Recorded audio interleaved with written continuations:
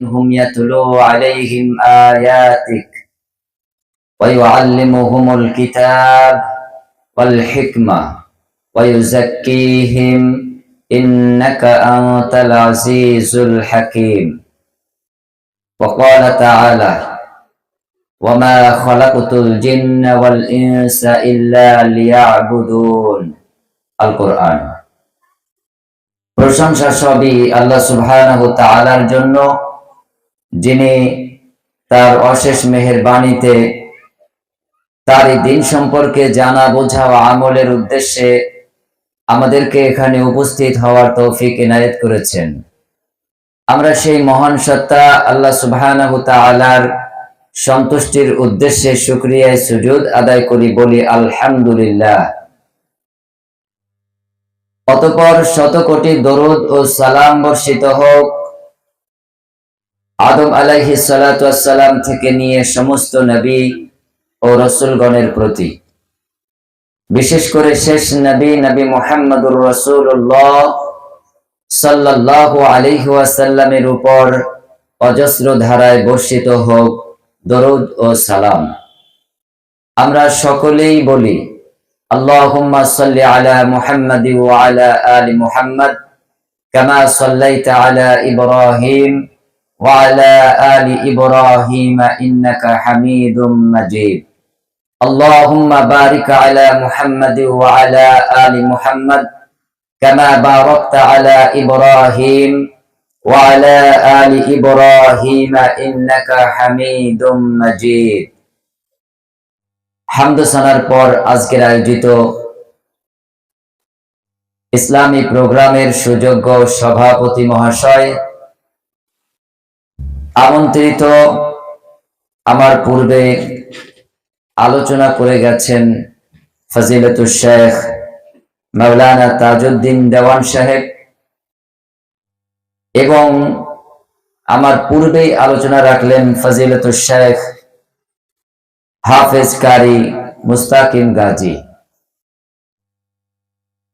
আমি যতটুকু তার আলোচনা শ্রবণ করলাম, আলহামদুলিল্লাহ, পবিত্র কোরআন থেকে শিরকের উপরে আমাদেরকে বোঝানোর চেষ্টা করেছেন। আজকের এই প্রোগ্রামে যারাই আলোচনা রেখেছেন তাদের আলোচনাকে আল্লাহ সুবহানাহু ওয়া তাআলা কবুল ও মঞ্জুর করুক, এবং আমাদের এই সমাজে তার যে কামিয়াবি সেটা আল্লাহ সুবহানাহু ওয়া তাআলা প্রদান করুক, বলি আমিন। আমি অধম আল্লাহ সুবহানাহু ওয়া তাআলার মেহেরবানিতে আপনাদের সামনে দণ্ডায়মান হয়েছি। পবিত্র কোরআন ও সহিহ হাদিসের আলোকে গুরুত্বপূর্ণ একটি বিষয়ের উপর আলোকপাত করব। ওয়ামা তাওফীকি ইল্লা বিল্লাহ আলাইহি তাওয়াক্কালতু ওয়া ইলাইহি উনীব।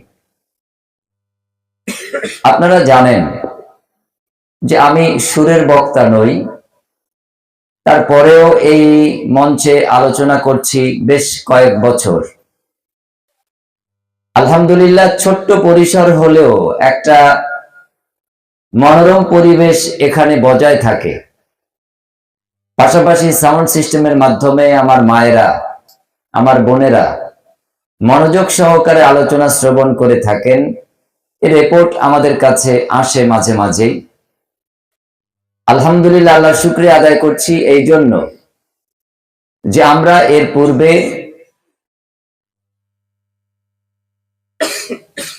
যে আলোচনা এখানে করেছিলাম এবং শ্রবণ করেছিলাম সেটি ছিল একটি আদর্শ সমাজের রূপরেখা।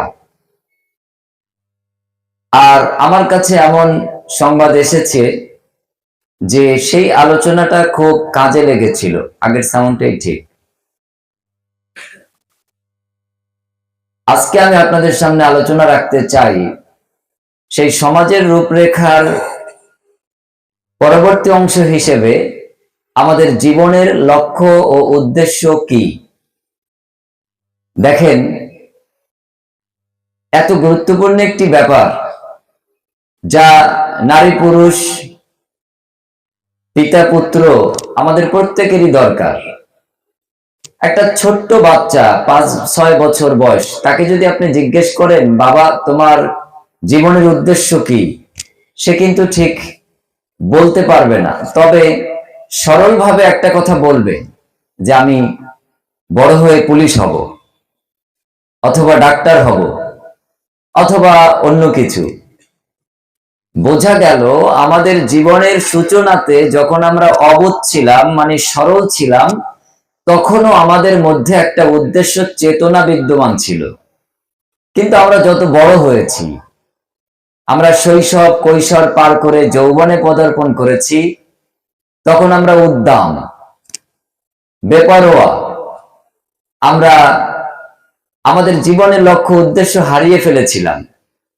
আবার যখন আমাদের পড়তি সময়, বার্ধক্য এসে গেছে, তখন আবার আমরা ওই নিভু নিভু আলোতে আমাদের জীবনের লক্ষ্য উদ্দেশ্য তলাশ করেছি।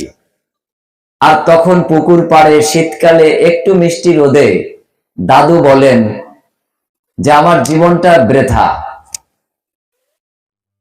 আর দোকানপাটের সামনে বলেন যে এখন তো কোনো কিছু খেলে হজমই হয় না। আজ আমার আলোচ্য বিষয় আমাদের জীবনের লক্ষ্য ও উদ্দেশ্য। আল্লাহ সুবহানাহু ওয়া তাআলা বলেন সূরা জারিয়াত আয়াত নম্বর 56, ওয়া খালাকাতুল জিন্না ওয়াল ইনসা ইল্লা লিয়াবুদুন। আমি জিন ও ইনসানকে অন্য কোন উদ্দেশ্যে সৃষ্টি করিনি, উদ্দেশ্য কেবলমাত্র আমি আল্লাহ সুবহানাহু ওয়া তাআলার দাসত্ব করা, হুকুম মেনে চলা। যদি বান্দা আল্লাহর হুকুম পালন করে তাহলে উপকার কার হয়? আমরা এটা বুঝে নেব আজকে, যে উপকারটা কি স্রষ্টার নাকি বান্দা সৃষ্টির। আল্লাহ সুবহানাহু ওয়া তাআলার এই পৃথিবীতে যত সৃষ্টি আছে, পৃথিবীর বাহিরে যত সৃষ্টি আছে, সব যদি আল্লাহর হুকুম মান্যতা দেয়, মেনে চলে, এতে আল্লাহ সুবহানাহু ওয়া তাআলার এক পয়েন্টও কিছু বৃদ্ধি পাবে না। আবার পৃথিবীর সব সৃষ্টি অথবা বহির্বিশ্বের সব সৃষ্টি যদি আল্লাহর ইবাদত থেকে মুখ ফিরিয়ে নেয়, তাতেও আল্লাহ সুবহানাহু ওয়া তাআলার কোনো কিছু কমতি হবে না। বোঝা গেল বান্দার আমলের সাথে, বান্দার কর্মকাণ্ডের সাথে আল্লাহর বৃদ্ধি কিংবা কমতির কোনো যোগসাজশ নেই।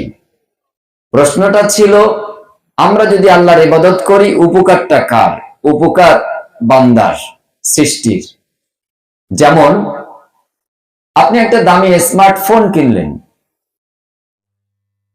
এই ফোনটা আপনি যখন বাড়িতে এনেছেন, বক্সটা ওপেন করলেন, আপনার 30, 40, 50 হাজার টাকার মোবাইলটা বের করলেন, পাশে একটা ছোট্ট কাগজ থাকে, এটা হলো দিক নির্দেশনা। এই মোবাইলটা আপনি কিভাবে চালাবেন, কিভাবে চার্জ দেবেন, কিভাবে এটাকে ব্যবহার করবেন, এর একটা পয়েন্ট থাকে, কিভাবে সতর্কভাবে এটাকে আপনি রাখবেন। এরপর আপনাকে একটা ওয়ারেন্টি অথবা গ্যারান্টি দেওয়া আছে। যদি এই শর্তের বাহিরে যে আপনি আপনার এই দামি যন্ত্র মোবাইলকে আগুনে ফেলে দেন, পানির বালতির মধ্যে ডুবিয়ে দেন, চার্জ যেখানে পয়েন্ট লাগিয়ে গ্রহণ করা হয়, যদি আপনি সেটা হেডফোনের মধ্যে দিয়ে ব্যবহার করতে চান, তাহলে যন্ত্রটা নষ্ট হবে এবং তার ওয়ারেন্টি গ্যারান্টিও আউট হয়ে যাবে। জীবনের লক্ষ্য ও উদ্দেশ্য আজকের আলোচ্য বিষয়। এখন আমাকে আপনাকে দেখতে হবে যে এই দিক নির্দেশনাটা কি। দিক নির্দেশনাটা মোবাইল কোম্পানির জন্য না যিনি মোবাইল ব্যবহারকারী তার জন্য? মোবাইল ব্যবহারকারীর জন্যই এই দিক নির্দেশনা। ছোট্ট কয়েক পাতার বই আপনার সামনে মোবাইলের সাথে বাক্সবন্দি করে দিয়ে দিয়েছে একটি কোম্পানি। এতে কোম্পানির কোনো লাভ নেই, অপরদিকে কোম্পানির কোনো লসও নেই। কিন্তু আপনি ব্যবহার করবেন যদি এটা নিয়ম মেনে করেন, আপনি মোবাইলের মালিক, আপনি উপকৃত হবেন। আর যদি আপনি নিয়ম ভঙ্গ করেন, শর্ত ভঙ্গ করেন, তাহলে আপনারই ক্ষতি হবে, দামি যন্ত্রটা নষ্ট হয়ে যাবে। চতুর্থবার বলছি, আলোচ্য বিষয় আমাদের জীবনের লক্ষ্য ও উদ্দেশ্য। আমার খুব আফসোস হয়, আমি যখন হাজার হাজার মানুষের সামনে বলি যে ভাই আপনারা একজন হাত উঁচু করে বলুন তো আমাদের জীবনের লক্ষ্য উদ্দেশ্য কি, তখন অনেকে হাত উঁচু করে। কিন্তু যখন বলি লজ্জা না নেবেন, একটু বলুন তো তখন হয়তো সে বলে আমি বড় হয়েছি, বিবাহ করব, এরপর ছেলে মেয়ে হবে, অথবা কেউ আরেকটু বাড়িয়ে বলে যে আমি পড়ালেখা শিখেছি, আমি একটা চাকরি নেব, আমি একজন মাস্টার হব, এরপর আমি বিবাহ শাদী করব, ছেলে মেয়ে হবে, একটা সুন্দর সুখের সংসার গড়ব। বলে তারপর, তারপর বুড়ো বুড়ো বুড়ি হব, তারপর, তারপর মারা যাব, বলে এরপর কবর জগতে চলে যাব। আসলে কি এটাই আমাদের জীবনের লক্ষ্য উদ্দেশ্য? না। ছোট্ট একটা উদাহরণ আপনাদের জন্য। বাদুড়িয়া বাজারে গেলেন, একেবারে চৌমাথায় ফলের পসরা সাজানো আছে, থরে থরে সাজানো আছে ফলগুলি। দোকানদার ভাইকে যে যদি জিজ্ঞেস করেন, ভাই তুমি এই ফলগুলি সাজিয়ে রেখেছো কেন? দোকানদার ভাই যদি বলেন আমি জানি না, আপনারা কি বলবেন? দোকানদার বুদ্ধিমান না বুদ্ধিহীন? আচ্ছা, আপনি একটা একতলা বাড়ি নির্মাণ করবেন, এই বাড়ি নির্মাণের জন্য এলাকার সব থেকে ভালো একজন রাজমিস্ত্রিকে কাজে লাগিয়েছেন। একদিন অফিস শেষ করে 3টার সময় বাড়িতে আসলেন, হেড মিস্ত্রির কাছে চলে গেলেন, যে বললেন, মিস্ত্রি দা, তুমি যে ইট গুলি বালি সিমেন্ট দিয়ে থরে থরে সাজাচ্ছ, এই দেয়ালের পর এই ঘরটা কি হবে? হেড মিস্ত্রি বললেন, আমার জানা নেই। আচ্ছা, এই মিস্ত্রিকে আপনি আর কতদিন দিনে 400-500 করে টাকা দেবেন? এমন কোন বোকা ঘর মালিক আমরা আছি যে হেড মিস্ত্রি জানে না যে দেয়াল গাঁথার পরে, ইট গাঁথনির পরে এটা কি হবে? এই জানা নেই মিস্ত্রি, জানা নেই ফল বিক্রেতা, নিশ্চয়ই বুদ্ধিমান হতে পারে না অন্য কিছু হলেও। আজকে আমরা এখানে যতজন আছি, আমাদের জীবনের লক্ষ্য উদ্দেশ্য কি? জানা নেই। তাই তো আমরা ভব ঘুরে, তাই তো আজকে আমাদের এই করুণ বিপর্যয়, আজকে আমাদের এই ছন্ন ছাড়া পরিবেশ। এখান থেকে আপনি কবে ফিরবেন? আর ফিরতেই হবে। আর ফেরার জন্য আল্লাহ সুবহানাহু ওয়া তাআলা পবিত্র কোরআন দান করেছেন। আল্লাহ সুবহানাহু ওয়া তাআলা বলেন, সূরা বাকারা আয়াত নাম্বার 2 অংশ শেষ, হুদাল লিল মুত্তাকিন, আল্লাহ ভীরুদের জন্য সঠিক রাস্তা প্রদর্শনকারী। হুদাল লিল মুত্তাকিন এই শব্দটাকে আমি একটু অন্যভাবে বাংলা ভাষাভাষীদের বুঝাই। সাধারণত দেখেন, মনে করুন আমি এখানে আসলাম, আমি অসুস্থ হয়ে পড়লাম, আমি শাহিন ভাইকে বললাম, শাহিন ভাই আমি অসুস্থ হয়েছি, আমাকে একটু ট্রিটমেন্টের ব্যবস্থা করেন। আলহামদুলিল্লাহ, তিনি এলাকার একজন ভালো ডাক্তারের কাছে আমাকে নিয়ে গেলেন। আর ডাক্তার সাহেব আমার নাড়ি ধরলেন, দেখলেন, এরপর তিনি আমাকে ট্রিটমেন্ট দিলেন। আল্লাহর নামে আমি সেগুলি সেবন করলাম, আলহামদুলিল্লাহ আমি সুস্থ হলাম। অপরদিকে আপনি অসুস্থ হলেন, আপনি ডাক্তারের কাছে গেলেন না। আপনার জন্য ডাক্তার উপকারীও নয়, অপকারীও নয়। আমি অসুস্থ হয়েছিলাম, ডাক্তারের কাছে গিয়েছিলাম, ট্রিটমেন্ট গ্রহণ করেছিলাম, আল্লাহর মেহেরবানিতে সুস্থ হয়েছি। ডাক্তার আমার জন্য উপকারী। হুদাল লিল মুত্তাকিন, কোরআন তাদের জন্য উপকারী, তাদের জন্য কল্যাণকর, তাদের জন্য সফলতা বয়ে আনে যারা কোরআনের কাছে দ্বারস্থ হয়, কোরআন থেকে সত্য অনুসন্ধান করে। ডাক্তারের কাছে গেলে ডাক্তার ট্রিটমেন্ট দেবে। কোরআন হলো আধ্যাত্মিক ডাক্তার, কোরআন হলো পার্থিব জীবনের সমস্যার সমাধান, কোরআন হলো মানব ও জিন জাতির সব সমস্যার সমাধান কল্প। আল্লাহ সুবহানাহু ওয়া তাআলা এই পরিকল্পনা মানব জাতির সামনে এই কর্মসূচি প্রদান করেছে। তার মধ্যে একটি বিষয় হলো মানব তার পায়ের নখ থেকে মাথার চুল পর্যন্ত ব্যক্তি, পরিবার এবং সমাজকে একটা লক্ষ্য উদ্দেশ্য আল্লাহ স্থির করে দিয়েছে, তার উপরেই সে অগ্রগামী হবে। তাহলেই সে এক সময় এই পৃথিবী থেকে বিদায় নিয়ে এরপর একটি জগৎ পাবে, তার নাম আলমে বারজাখ। তারপর আরেকটি জগৎ আসবে, যে জগৎ আসবে কিন্তু শেষ হবে না, ফুরবে না, তার নাম আল আখিরাত। এর পূর্বে আলমে আরওয়াহ, আলমে রেশাম, আর বর্তমান দুনিয়া, এরপর কবর, এরপর কিয়ামত, শেষ দিবস, আখিরাত।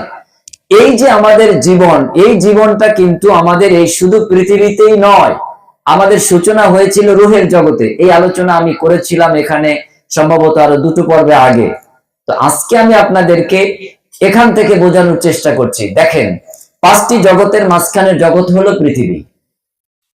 এটাই হলো সব থেকে ক্ষণস্থায়ী, সব থেকে ছোট, একদম অল্প সময়। কত অল্প সময়? আল্লাহ সুবহানাহু ওয়া তাআলা এই শব্দটা কোরআনে উল্লেখ করেছেন কলিল, একেবারে অল্প, একেবারে নগণ্য। এই কলিল শব্দটাকে অনেক ব্যাখ্যাকারী তাফসীরকারকগণ বোঝাতে যে এমন একটা শব্দ এখানে ব্যবহার করেছে, তুচ্ছ একটি শব্দ, সেটা হলো সাধারণত নারীরা তাদের প্রাকৃতিক প্রয়োজনের সময় যে গার্ড ব্যবহার করে, এই কাপড়ের কোনো মর্যাদা, এই ন্যাকড়ার যেমন কোনো মর্যাদায় কোনো মানুষ কিংবা সমাজ ব্যবস্থার কাছে নেই, তদ্রূপ ভাবে এই পাঁচটা জগতের মধ্যে পৃথিবী নামক জগৎটারও মানুষের কাছে মর্যাদা থাকার কথা নয়। তারপরে আমাদের কাছে মর্যাদা আছে, আলহামদুলিল্লাহ। আসি, আল্লাহ সুবহানাহু ওয়া তাআলা বলেন সূরা মুলক আয়াত নাম্বার 2, আল্লাযী খালাকাল মাউতা ওয়াল হায়াতা লিয়াবলুয়াকুম আইয়ুকুম আহসানু আমালা। আল্লাহ সুবহানাহু ওয়া তাআলা বলেন, আমি জীবন এবং মরণ সৃষ্টি করেছি পরীক্ষা করে দেখতে চাই কার আমল কত ভালো, কার কর্ম কত ভালো, কার কাজ কত সুন্দর। এটা আমি আল্লাহ সুবহানাহু ওয়া তাআলা দেখতে চাই। এখন আপনি কি নিয়ে প্রতিযোগিতা করেন? আপনার প্রতিযোগিতা হলো বাড়ি তৈরি করা নিয়ে, আপনার প্রতিযোগিতা হচ্ছে জমা জমি ক্রয় নিয়ে, আপনার প্রতিযোগিতা হচ্ছে আর অন্যান্য বিষয়। কিন্তু মূলত আপনি যে কর্মগুলি করেন, সেই কর্ম সম্পাদন নীতি কত ভালো হতে পারে, কত সুন্দর হতে পারে, আরো সুন্দর করা যায়। একজন সুন্দর করছে, আপনি তার থেকে ভালো করবেন। একজন একটু ভালো করেছে, আপনি তার থেকে ভালো করবেন, সেটা কিন্তু আমাদের নেই। আল্লাহ সুবহানাহু ওয়া তাআলা বলছেন, আল্লাযী খালাকাল মাউতা ওয়াল হায়াতা লিয়াবলুয়াকুম আইয়ুকুম আহসানু আমালা। এই মৃত্যু এবং জীবন সৃষ্টির একটি কারণ, সেটি হলো তোমাদের আমি দেখতে চাই পরীক্ষা করে কার আমল কত ভালো, কত সৌন্দর্যমণ্ডিত। আল্লাহ সুবহানাহু ওয়া তাআলা এই আয়াত থেকে আমাদেরকে কি বোঝান দেখেন। আপনি শিয়ালদা রেল স্টেশনে গেলেন, আর রেল স্টেশনে যে দেখলেন আপনার ট্রেন টাইম এখনো 1 ঘন্টা 30 মিনিট বাকি, মানে 1.5 ঘন্টা।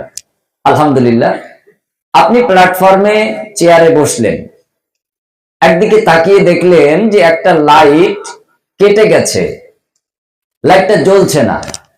আপনি মনে করলেন আমি এখানে 1.5 ঘন্টা থাকবো, অতএব এই লাইটটা কাটা কেমন যেন লাগছে, তো আমি একটা লাইট কিনে এনে খাটিয়ে দেই। আলহামদুলিল্লাহ, আপনি একটা ভালো কাজ করলেন, লাইটটা খাটিয়ে দিলেন।